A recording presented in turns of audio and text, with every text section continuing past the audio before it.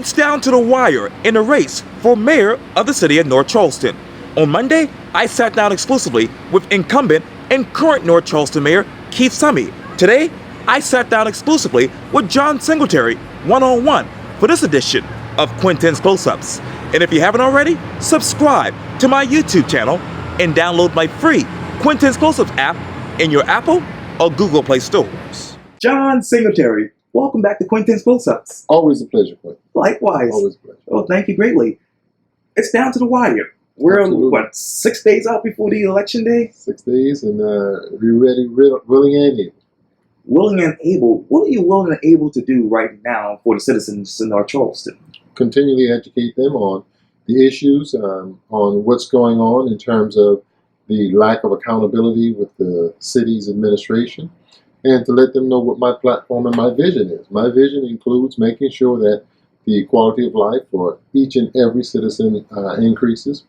We take a look at the crime rate. We've got a plan to lower the crime rate that we feel has worked not only in other parts of the country, but it's worked right here in North Charleston. When we take a look at North Charleston, crime is not everywhere. It's worked at Park Circle. It's worked at Cameron Terrace. It's worked at Evanston. It's worked at Whitehall. So if we can get a method of crime prevention to work there, why can we not use that same method at Dorchester Wayland, at Union Heights, at Acabee, at Murray Hill, at Liberty Hill, at Ferndale? So you see, we have a plan that is known to be successful. We just have to implement it. When it comes to housing, fair housing, everyone's saying that, well, you know, it's impossible to bring fair housing in. I don't believe that. One, because I've built houses from the ground up.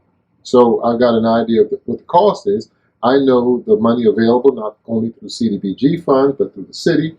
But in addition to that, affordability should be based on 30% of the income, not what someone else is making, but 30% of that individual's income. And so my intent is to redefine or define for residents of North Charleston what affordability is. And affordability for them under my administration is 30% of your income. You talked about accountability, and I know obviously you watched my exclusive interview with Mayor Keith Summey on Monday. I did. You said this on your Facebook page. You said this quote, "Listen, listen, listen. The mayor just confirmed every word I have been telling the public regarding gentrification. He admits to the backdoor conversations regarding keeping the black population at a controlled percentage." What is that percentage in your mind, John? The control percentage that they would like would be between 20 and 25%. That allows the numerical majority to be in his favor. When we take a look at the city of Charleston, they've reduced the population through gentrification to 20 to 25% African American. So when we look across South Carolina, if it's a city, a major city that controls budgets and funding that are significant, they try and maintain a population of 20 to 25% for African Americans. This is the very same thing that the documentation from the DOJ, the Department of Justice, if we take a look back even at the onset of the present mayor's tenure, that they try to maintain less than 30% African Americans, and as a result, they then annex, they go through annexation, annexing areas that are predominantly white, 85% or better. That's the very same thing that they did in the city of Charleston. You talked about the Department of Justice, and you said this quote, "He stated with clarity it was all about controlling the racists. He still did not do what he promised the Department of Justice that he would do, and that is why we still have 8,000 blacks who cannot vote today. They're still not annexed, that is, into the city from the donut holes he created. 8,000. Let's be clear. The city of North Charleston's black voting population grew leaps and bounds because of the city of Charleston's massive gentrification that moved them to North Charleston. And the North Charleston mayor had no control over the influx of blacks because housing was cheaper." How much cheaper was housing back then?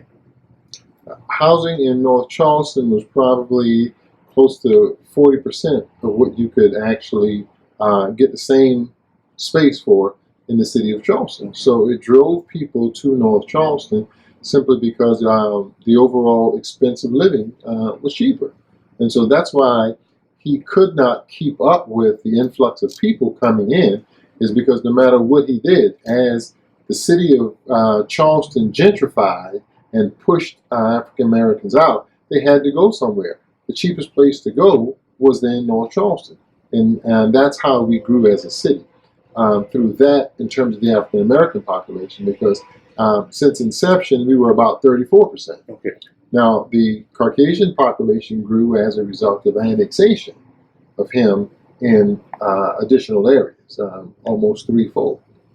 And you also said this too. That is why he's helping to increase the price of rent and mortgages and denying affordable housing. That is, what's the price of rent and mortgages right now in the city of North Charleston? We take a look now. At the low end, you're talking about $900. At the high end, about $12, $13, and it's quickly escalated to also match what's going on in the city of Charleston and Mount Pleasant and surrounding areas like West Ashley. And so when we take a look at what's going on with no increase in the per capita income for the African American community, it's just a matter of time before they will be pushed out. And so this is why he is opposed in technical application. When I say technical application, I'm talking about policy, where they deny approvals. They just recently denied Russelldale. They just recently denied a builder from getting a permit for affordable housing. Why? Because that is contrary to his plan to gentrify the area. I can't allow you to come in and provide affordable housing to the very people that I'm trying to run out. And so that's why the permit was denied. And when I talk about gentrification, these are the kinds of issues that we have to deal with, in spite of the fact that when he goes publicly, he says that he is interested in affordable housing. But that's only an empty rhetoric. Is he then, in your mind, interested in workforce housing? He's not interested in any type of housing that's going to either allow African Americans to remain in the city or come to the city, because his overall plan is to gentrify. Anything that does not allow him to decrease those numbers. You know, when we talked about the Department of Justice, the documentation is clear. At the debate last night, we provided the documentation from the Department of Justice, showing, I put it on my Facebook page, and yeah, the documentation from the Department of Justice is extremely clear in that it tells without doubt what his intentions are. And it says in the documentation that the city has annexed these white populated areas and have not annexed overwhelmingly black areas. They told the untruth and told the Department of Justice that they were going to annex all of the areas. However, they have not. They have not done that. They simply did not tell the truth. Again, straight from the documentation, that the areas are heavily white, 85% in terms of the annexation. When it comes to, and these things are done during his watch at the city. Again, in 96, where they talk about the 31 different areas in which he annexed, and they talk about the southern end, Union Heights, and the fact that the technicality was what they denied them the right to be annexed in. Now, he says he annexed in those areas, that he annexed the Wayland, Dorchester Terrace, Brentwood. All those areas were white areas back then. They weren't even black areas. And so he's proving that, yes, he did annex the areas that were predominantly white. In terms of Union Heights, they denied them initially because of the technicality that they didn't have enough signatures. The document goes on to say that when that happens in the non-black areas, what they do is they redraw the line so that not as many signatures were necessary. And so for his entire administration, he has been fighting the battle against what the city has done in terms of gentrification and pushing African Americans to North Charleston. How many signatures should be given or presented or, asked for? There's different methods that you can use for annexation.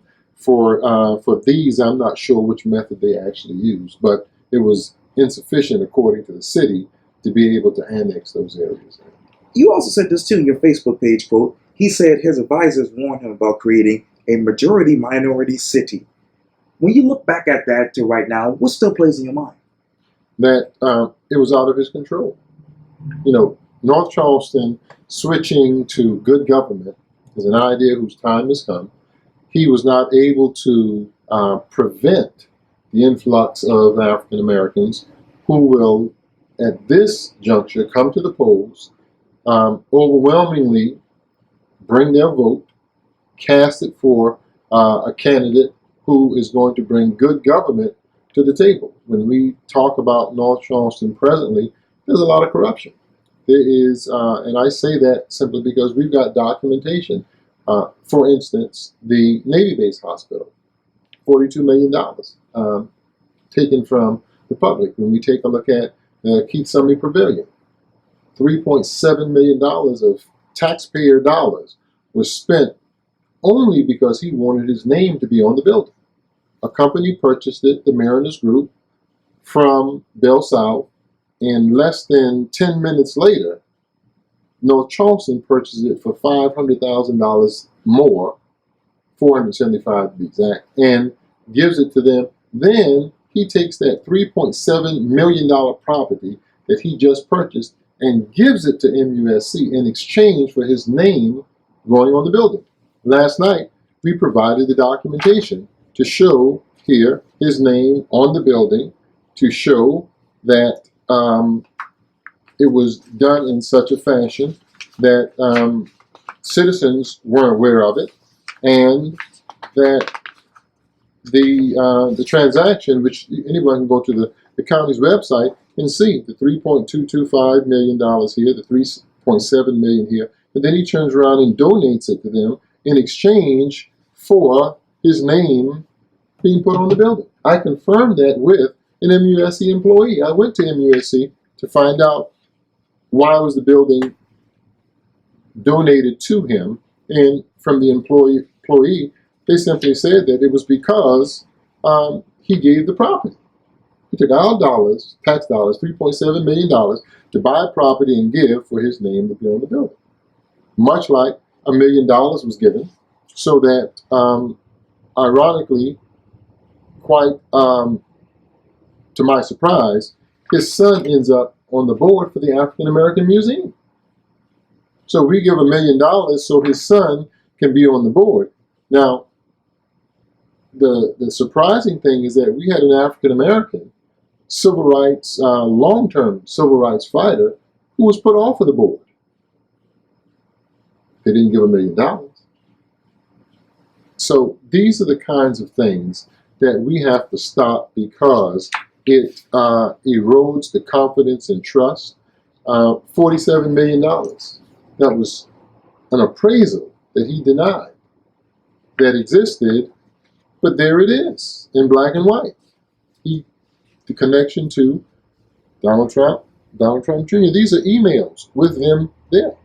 Here is where, at the same time, he had 2 homes in his name getting 4%. That's illegal. If everyone else is supposed to pay taxes, then he should as well.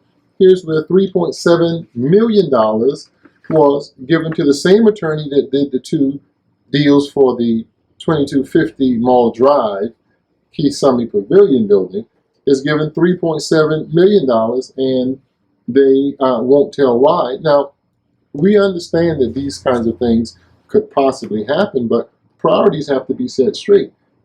Here's enough that's been given away to build 10 grocery stores in our food desert. 10 grocery stores. And yet we still get excuses about why we do not have a grocery store. $3.7 million will build a grocery store in the food desert, but we still don't pay for it. Obviously, and I would love to get Mayor Keith Summy and Elliot Summy on to get their side of the story, to be fair. It'd be better if the 3 of us can sit together. I would love to see that happen. You ask them if they are willing. But, all of that is water under the bridge. We can take care of that if we get someone in who understands good government. My push now is simply what I can do for the city, my vision. My vision is extremely clear. It is simple. We will simply, for the housing, 30% of your income. I don't care if they pay you $5 or $55 an hour. If you want to own your own home, I'll help you do that. That's clear. That's my vision, that we will have home ownership in North Charleston for those who are ready, willing, and able to work and own their own home.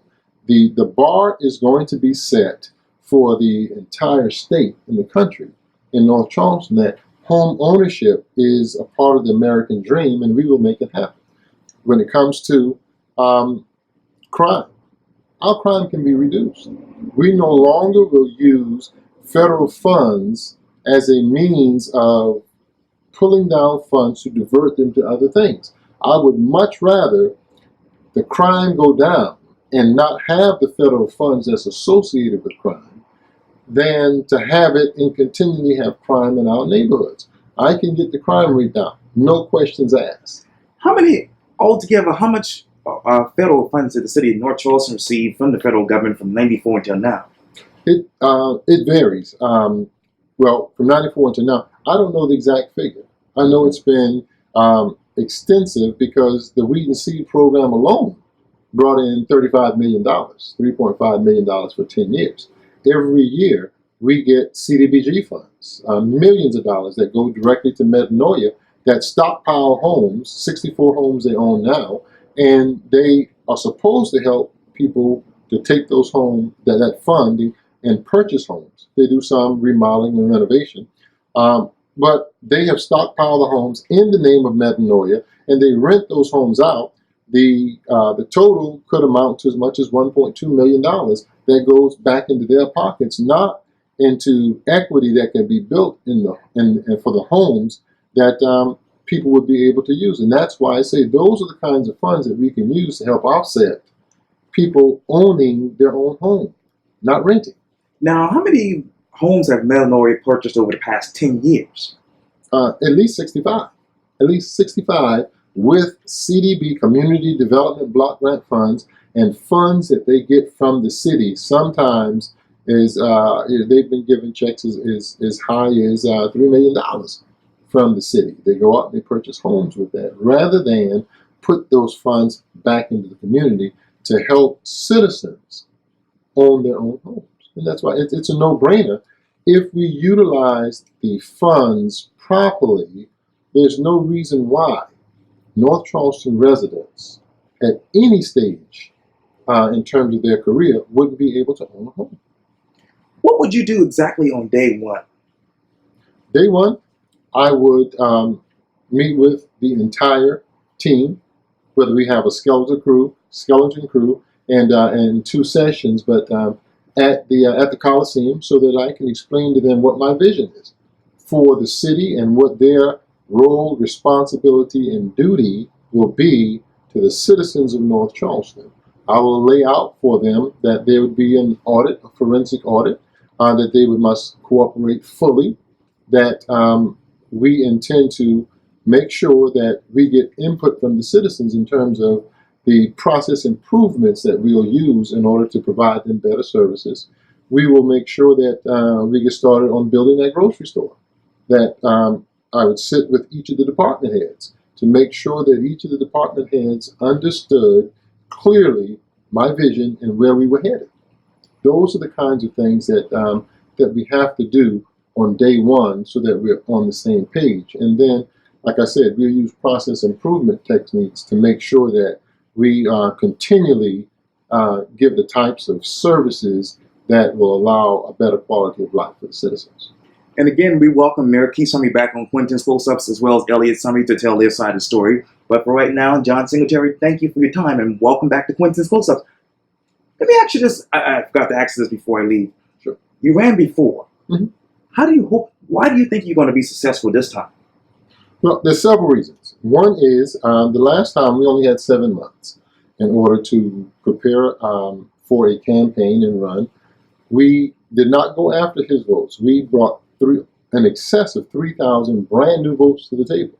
This time we've had 4 years. We started right after the last election. We started by explaining not only to the public the information that we had, but also a part of our vision, like the comprehensive community centers, which helps with not only medical services, but natural disaster shelters. It helps with indoor basketball, indoor swimming pool. It helps with making sure that there's classrooms and event space. And so those are the kinds of things that we've been doing constantly. We think that you can educate past the ignorance that has accumulated in this community because of disinformation. When you get lies told to you, wrong information, you're more apt to make a bad decision. So we took it upon ourselves to educate with a purpose. And myself, I was ignorant to a lot of the facts when it came to finances. For instance, the fund balance. The mayor initially denied that we had a fund balance of $141 plus million. He said, oh yes, there's $20 million there. That was in the unassigned. But in the assigned, there's $121 million. When you have a mayor of a city who denies or does not know that $121 million exists of the public's money, about the same as the entire budget, that accumulates interest that is being siphoned off and used in the community for special interests, that's a serious problem. And that's why we have to have the audit, is because, you know, when you deny $121 million even exists, and not until I brought the balance sheet showing the $121 million did he, at that point, not admit that it exists, but he would not refute the fact that I said that it existed. And so the difference this time is that the education has allowed people to unify in that they understand more, black community and white community. In addition to that, for this time, we have been closer to the people. I've been able to get out and walk the streets, talk to people, sit down with them in symposiums, visit them not only in their homes, but also at their organizations, as well as have the training sessions that we've had in the community. And that has made a major difference because people now understand more of the issues that are going on. They now can ask questions that they feel that they deserve the right answer to, and they're finding that the administration is not only ignoring them, but they are shunning them. They're staying away. That's why he didn't come to the debate. He was not able to justify the poor track record that he has in terms of what he has done for the city. He cannot defend it.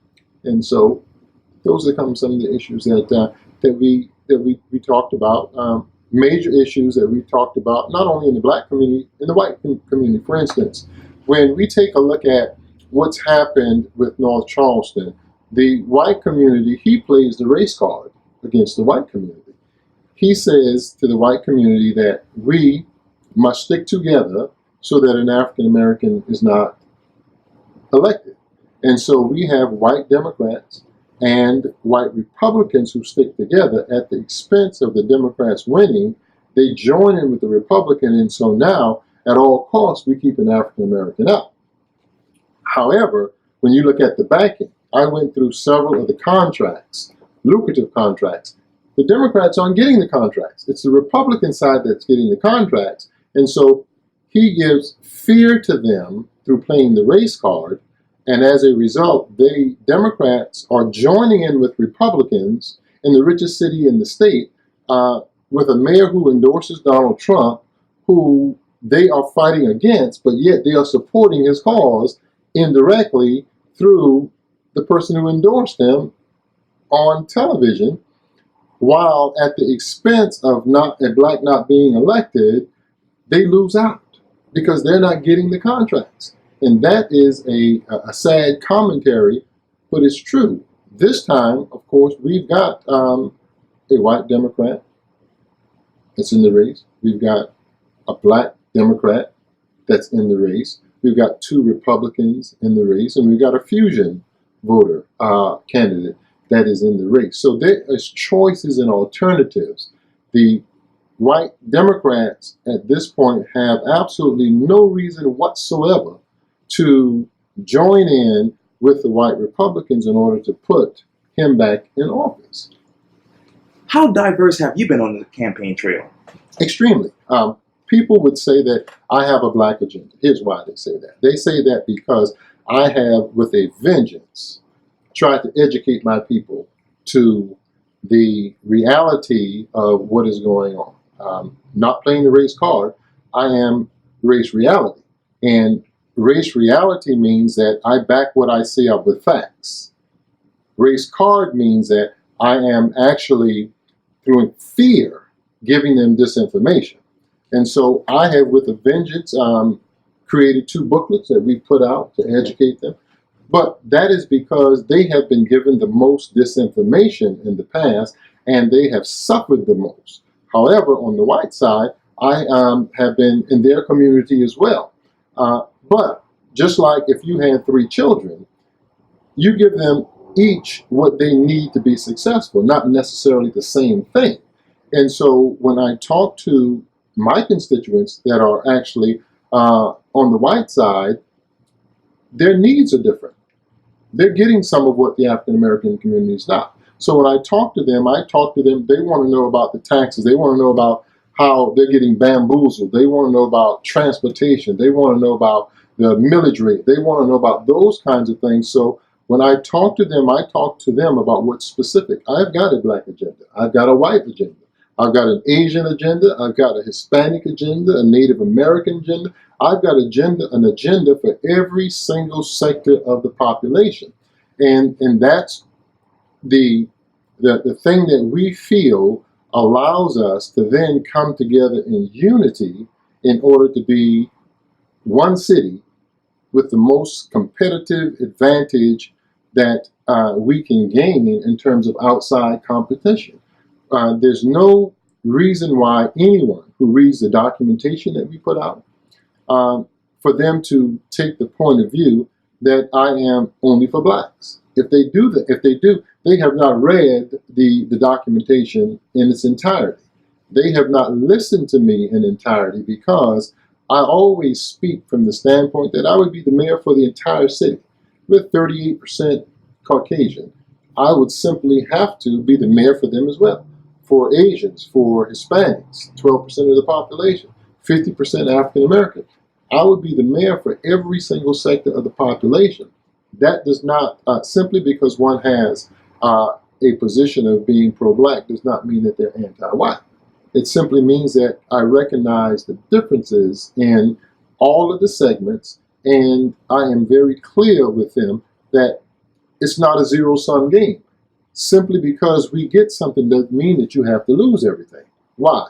Because this city is large enough, it's an international city, and what should happen is we should be able to grow as a community and everyone get enough so that their community thrives. When we're talking about the white community, they will not have to lose one job with me being the mayor.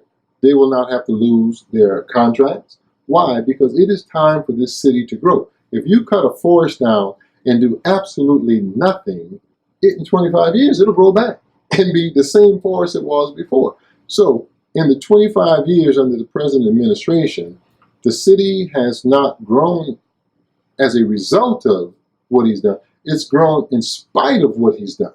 Why? Because you can't allow someone to run the bus in the ditch and then say, hey, listen, they got it out. Give them all accolades. He ran it in the ditch. When we started going down, of course, after the Navy base hospital, we went down partly because of the way that the group in which he was in, unfortunately, ticked off the president who won. And as a result, retaliation caused the Navy base to have to leave here. And so he was instrumental in making sure that the retaliation came down on North Charleston that caused the Navy base to leave. And so he caused his own problem. Now he had to try and build it back. Cities grow through regular attrition. And as a result of that, this city has grown in spite of him, not because of what he's done. We were the third largest city at inception. We were the seventh largest city at inception. 3 years later, long before he came along, we were the third largest city. We're still the third largest city. We've been the highest in retail sales long before he came along. So, if anything, he has stifled the growth of the city. It is time that we have good government that allows this city to flourish and grow as it should. We, under my administration, will end up the largest city in South Carolina, the richest city in South Carolina, and an international city. John Singletary, thank you so much for your time. And again, welcome back to Quintin's Close-Ups. Always my pleasure, Quintin. Thank you.